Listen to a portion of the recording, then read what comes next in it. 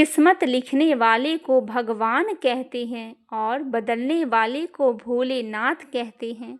किस्मत बदलने वाले महादेव ही है। सारा संसार झुकता है जिनकी शरण में। मेरा प्रणाम है उस महादेव के चरण में। उनकी शरण में सभी झुकते हैं। महादेव और माता पार्वती के चरण कमल में मेरा बारंबार नमस्कार है। आज हम जानेंगे 16 सोमवार का व्रत कैसे करें और कब करें, और साथ ही सुनेंगे 16 सोमवार व्रत की पौराणिक कथा। हिंदू धर्म में 16 सोमवार का विशेष महत्व है। ये व्रत भगवान शिव को समर्पित है। सुखी वैवाहिक जीवन, विवाह में आ रही अड़चनों से मुक्ति के लिए, मनचाहा जीवन साथी और संतान, नौकरी आदि में सफलता पाने के लिए 16 सोमवार का व्रत रखना शुभ माना जाता है। माता पार्वती से भगवान शिव को पति के रूप में पाने के लिए 16 सोमवार का व्रत रखी थी। इसी कारण से इसे सबसे फलदायी व्रतों में से एक माना जाता है। 16 सोमवार का व्रत किस दिन, किस महीने में और किस तिथि से आरंभ करनी चाहिए, इसको लेकर काफ़ी असमंजस है। 16 सोमवार का व्रत का आरंभ सावन मास में किया जाए तो सबसे अधिक फलदायी माना जाता है। आइए जानते हैं सावन माह में कब से आरंभ करें 16 सोमवार का व्रत।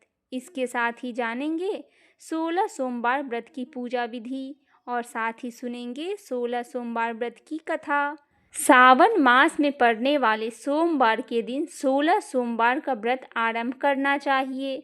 यह बहुत शुभ माना जाता है। इस साल सावन 11 जुलाई से आरंभ हो चुकी है। 14 जुलाई को पहला सावन सोमवार पड़ रहा है। इस दिन से आप 16 सोमवार का व्रत आरंभ कर सकते हैं, जो अगले 16 सोमवार तक रहना पड़ेगा। ऐसे में 14 जुलाई से आरंभ हुआ 16 सोमवार और 13 अक्टूबर को समाप्त हो जाएगा। सावन मास में 16 सोमवार का आरंभ करना काफ़ी शुभ माना जाता है, क्योंकि यह माह भगवान शिव को अति प्रिय माना जाता है। इस महीने में भगवान शिव की पूजा करने से लेकर जल अभिषेक करने से भोलेनाथ की सीधी कृपा आप पे होती है और आपको व्रत का कई गुना अधिक फल की प्राप्ति होती है। इसके साथ ही वातावरण सकारात्मक और आध्यात्मिक होती है। सावन महीने के पहले सोमवार के दिन भगवान शिव के सामने 16 सोमवार व्रत करने का संकल्प जरूर लें। इसके बाद 17वें सोमवार के दिन उद्यापन करें। इसके बाद ही आपका व्रत पूरा माना जाएगा। अगर आप 16 सोमवार का व्रत रख रहे हैं तो पहले सावन सोमवार के दिन स्नान आदि करके साफ वस्त्र धारण करें। इसके बाद दाएं हाथ में पान का पत्ता, सुपारी, जल, अक्षत, एक सिक्का लेकर और शिवजी का मंत्र बोले और आप अपनी मनोकामना बोले। 16 सोमवार व्रत की पूजा विधि। सावन महीने में पहले सोमवार के दिन ब्रह्म मुहूर्त में उठकर सभी कामों को निपटाकर स्नान आदि कर ले। नहाने वाले पानी में काले तिल अवश्य डाले। इसके बाद साफ सुथरे कपड़े पहन ले।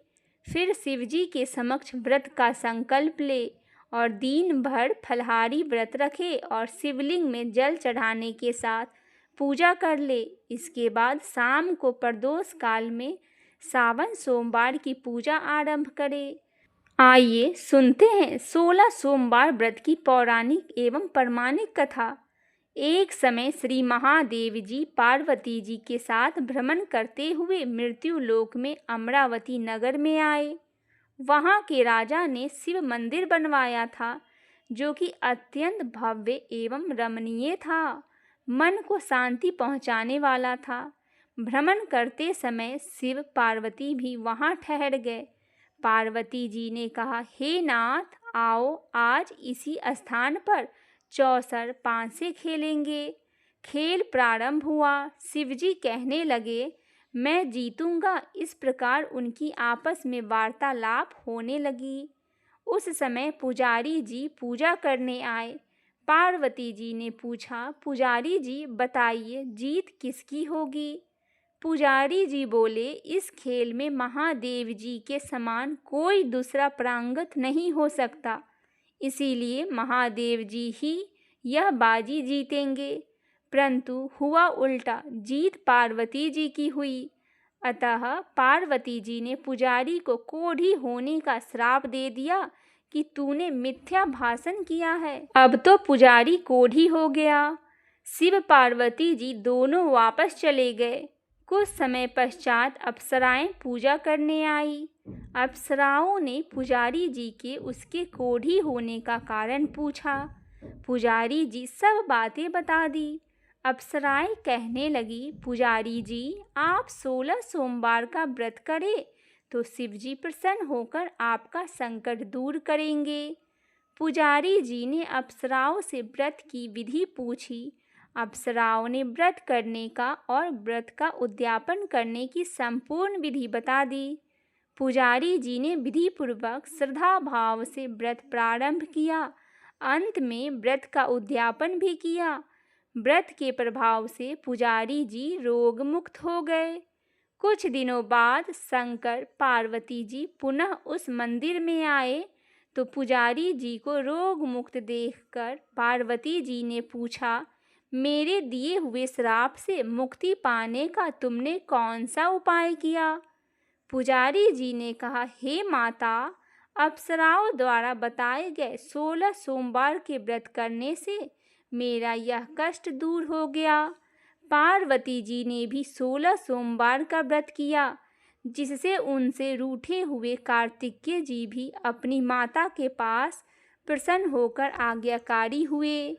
कार्तिकेय जी ने पूछा, हे माता, क्या कारण है कि मेरा मन सदा आपके चरणों में लगा रहता है? पार्वती जी ने कार्तिकेय को 16 सोमवार के व्रत का महात्म्य तथा विधि बताई। तब कार्तिकेय जी ने भी इस व्रत को किया तो उनका बिछड़ा हुआ मित्र मिल गया। अब मित्र ने भी इस व्रत को अपने विवाह के होने की इच्छा से किया। फलतः वह विदेश गया। वहाँ के राजा की कन्या का स्वयंवर था। राजा ने प्रण किया था कि हथिनी जिस व्यक्ति के गले में वरमाला डाल देगी उसी के साथ राजकुमारी का विवाह करूँगा। यह ब्राह्मण मित्र भी स्वयंवर देखने की इच्छा से वहाँ एक ओर जाकर बैठ गया। हथिनी ने इसी ब्राह्मण मित्र को माला पहनाई तो राजा ने बड़ी धूमधाम से अपनी राजकुमारी का विवाह उसके साथ करवा दिया। तत्पश्चात दोनों सुखपूर्वक रहने लगे। एक दिन राजकन्या ने पूछा, हे नाथ, आपने कौन सा पुण्य किया जिससे हथिनी ने आपके गले में वरमाला पहनाई? ब्राह्मण पति ने कहा, मैंने कार्तिकेय द्वारा बताए गए 16 सोमवार का व्रत पूर्ण विधि विधान सहित श्रद्धा भाव से किया, जिसके फल के कारण मुझे तुम्हारे जैसे सौभाग्यशाली पत्नी मिली। अब तो राजकन्या ने भी सत्य पुत्र प्राप्ति के लिए व्रत किया और सर्वगुण संपन्न पुत्र प्राप्त हुआ। बड़े होकर पुत्र ने भी राज्य प्राप्ति की कामना से 16 सोमवार का व्रत किया। राजा के देवलोक होने पर इसी ब्राह्मण कुमार को राजगद्दी मिली। फिर भी वह इस व्रत को करता रहा। एक दिन उसने अपनी पत्नी से पूजा सामग्री शिवालय ले चलने को कहा, परंतु उसने पूजा सामग्री अपनी दासियों द्वारा भिजवा दिया। जब राजा ने पूजन समाप्त किया तो आकाशवाणी हुई कि हे राजा, तुम इस पत्नी को त्याग दो, नहीं तो राजपाट से हाथ धोना पड़ेगा। प्रभु की आज्ञा मानकर उसने अपनी पत्नी को महल से निकाल दिया।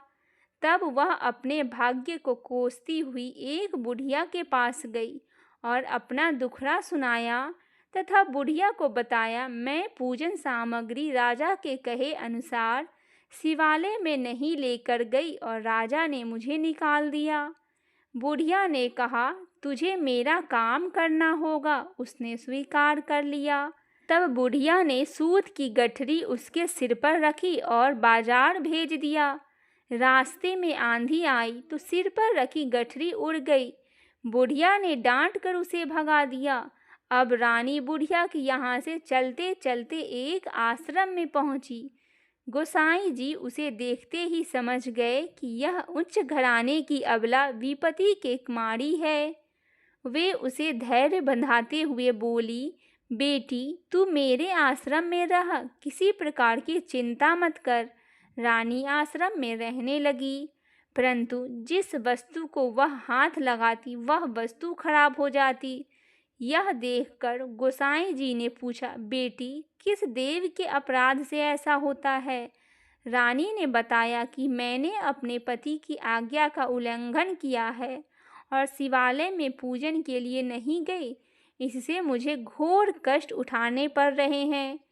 गोसाई जी ने शिवजी से उसके कुशल क्षेम के लिए प्रार्थना की और कहा, बेटी तुम 16 सोमवार का व्रत विधि के अनुसार करो।